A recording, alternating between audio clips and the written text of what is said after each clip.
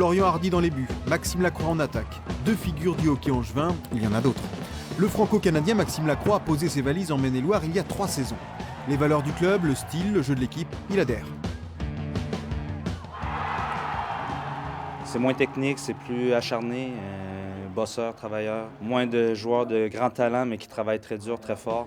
Et c'est ça qui nous démarque. Après des escapades dans d'autres clubs français et étrangers, le Nantais international français, Florian Hardy, est revenu à Angers cette saison.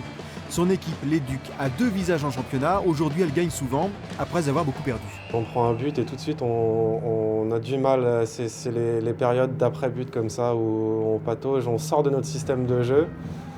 On essaie de se stabiliser là-dessus, on travaille, mais ça aura quand même été un de nos gros problèmes cette saison. Le Hara, c'est le nom de cette salle, 1000 places, c'est sympa, c'est coquet, mais un peu petit. Avec la nouvelle patinoire, les Ducs d'Angers vont avoir une capacité multipliée par 3 et ça va changer toute l'économie du club. Visite du début de chantier avec le président lui-même, Michael Juret. La nouvelle patinoire, 3500 places, ses loges, il faut encore les imaginer. Elle sera à disposition pour la saison 2019-2020 dans un même bassin économique où cohabitent plusieurs sports de haut niveau, foot en tête. Une nouvelle équation pour le club de Michael Juret. On a étudié les modèles économiques que l'on a eu lors de l'ouverture de la patinoire de Grenoble, lors de l'ouverture de la patinoire d'Amiens, celle de Rouen. On visait environ 2,5 millions d'euros de budget contre 1,5 million aujourd'hui dès la première année et un budget qu'on espère dans les 5 années qui suivent dépasser les 3 millions d'euros.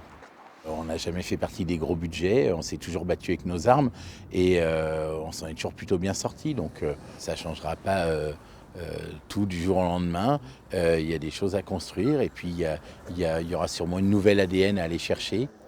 Le club, les joueurs attendent donc avec impatience cette nouvelle patinoire et avec eux les Raptors.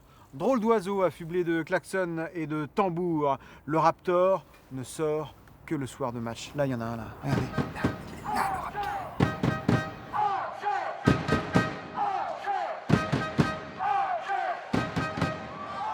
Être Raptor, c'est prêter serment de, je cite, soutenir les Ducs dans les bons comme dans les mauvais moments.